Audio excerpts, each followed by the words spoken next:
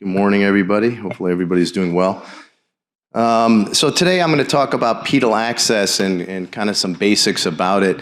And like Fadi had just pointed out, in full disclosure, I'm chair of the Education Committee for CLI Global Society. I would urge all of you to really look into that and look into becoming a member, because it is, a body that's working on not only education, but, DRG codes, ICD-10 codes, et cetera, and is really trying to push the envelope in terms of the next stage of education for CLI operators.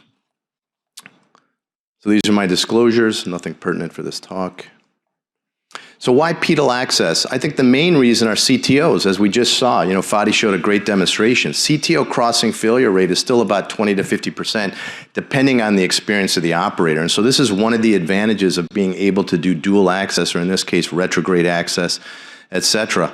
There are also other reasons to choose pedal access in many patients. Morbid obesity, a hostile groin either from multiple surgeries or prior radiation, severely diseased CFA disease, patients who are unable to lay flat completely.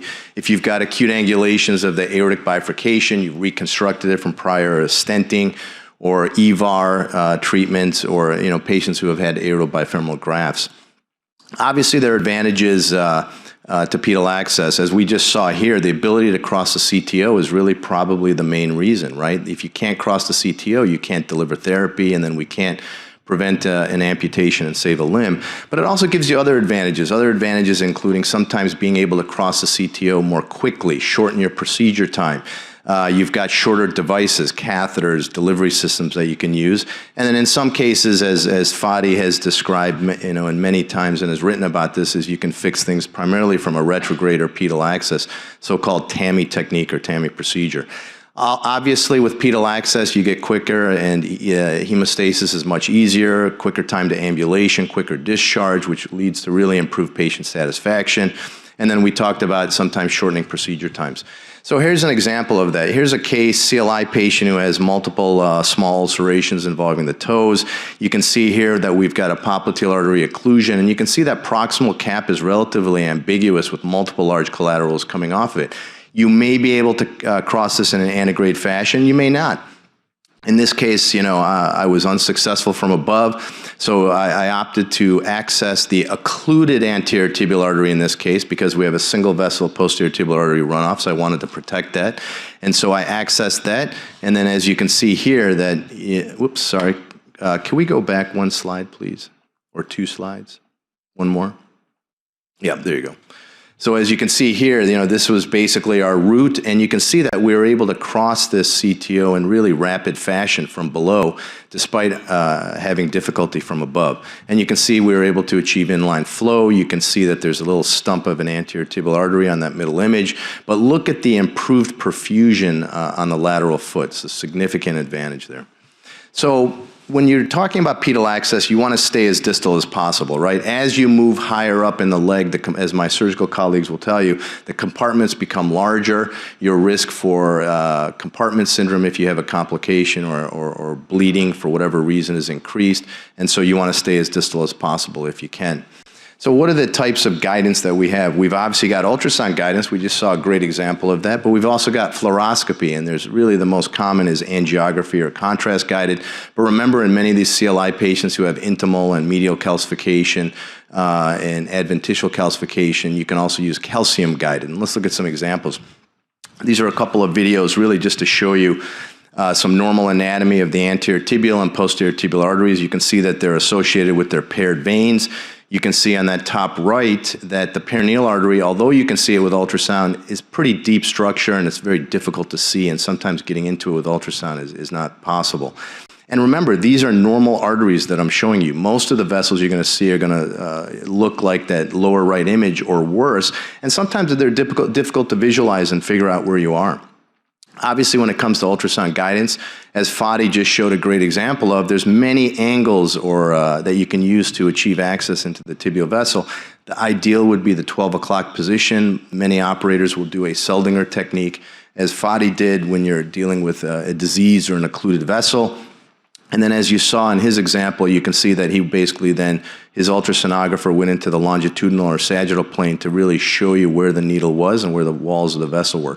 These are two videos that are courtesy of Fadi, actually. They're from him as well. And you can see where the red arrows are. We're accessing the anterior tibial artery. You can see he's moving the needle back and forth to figure out where the 12 o'clock position is. Once he gets access either within the lumen or he does a double wall or so-called Seldinger technique, you can see then he moves to a longitudinal view, and look at how well you can see the guide wire inside the vessel. And I think that's the key. EVIS, or extravascular ultrasound, has a lot of advantages, not only for guidance, but also for visualizing CTO caps and crossing CTOs. There are a couple of important ultrasound findings you want to know if you are going to start doing more and more ultrasound-guided access procedures. The first two are the so-called Rationale gaps. So when you have tibial vessels and you have gaps in the calcification, as you can see here on the longitudinal image, those are areas of negative remodeling or degeneration of the vessel. There's really no wall there, and so your likelihood of crossing becomes more difficult or sometimes impossible. Then there's the top two right images. You can see there's basically dense calcification, you know, like a rock or a boulder filling the lumen. This is a so-called white stop sign, really described by Jihad Mustafa and Fadi Saab, you know, several years ago, and that's another negative. It's a negative predictor of being able to cross through a CTO, as you can see in this example below. When it comes to fluoro-guided access, obviously we've got two ways we can do it. This is the most common, using angiography to visualize the vessel. You use a micropuncture set, different tools, you get access, you advance your wire. Remember though, in many of these CLI patients, because of diabetes and CKD, they have heavy intimal and medial arterial calcification as well as adventitial calcification. And you can see here that we are accessing the distal anterior tibial artery near the ankle joint purely with calcium and no angiography. So let's look at a case. Here's a classic CLI patient with diabetes and CKD, hypertension, hyperlipidemia, all the risk factors you'd expect with CLI. Really had a popliteal artery occlusion around the knee joint. You can see there's really no named vessels below the knee, with the exception of a reconstituted distal posterior tibial artery. So again, in this patient, you know, we opted to come from above. We knew that we would need retrograde access to try to in this advanced limb salvage case. And you can see basically with ultrasound, I was able to see a hibernating dorsalis pedis artery. So that means a vessel that is open but angiographically occult because of a proximal occlusion. You can't see it with angiograms. We were able to access that. You can see that I typically use, just like Fadi was saying, a V18, Command 18. These are all great guide wires. You want relatively low tip loads, things that can knuckle.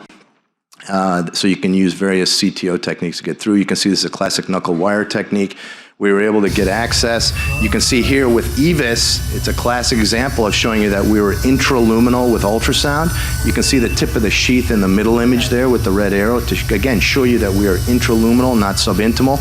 And exactly what Art was talking about, I have a sheath in this distal vessel, and so when I was doing good vessel prep, in this case orbital atherectomy, you can see I open the sheath, I let any debris, any particulate matter clear out.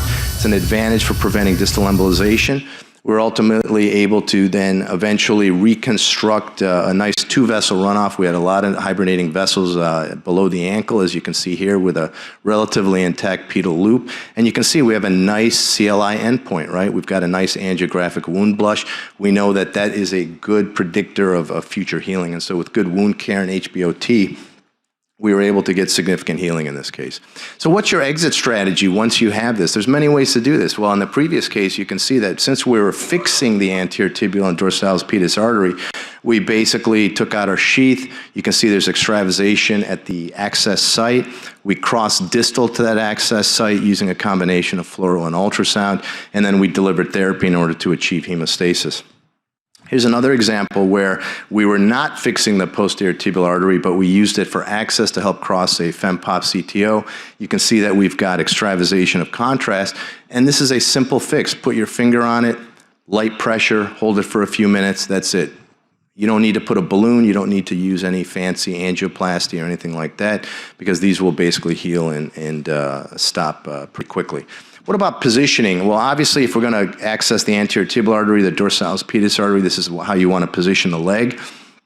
Remember that when you're looking at the anterior tibial artery, that if you dorsiflex the foot, you're obviously going to get some kinking or angulation in the distal AT and the proximal DP, which then resolves with plantar flexion. So that's something to realize when you're positioning and looking to gain access. Posterior tibial artery, this is the classic positioning that you want to use. You can see this is how you would access the posterior tibial artery. And in this case, it's the opposite of the anterior tibia. When you have dorsiflexion, you straighten out that distal PT, which makes it a little bit easier to access. When you do plantar flexion, you can see that you get that kinking or curving and so forth.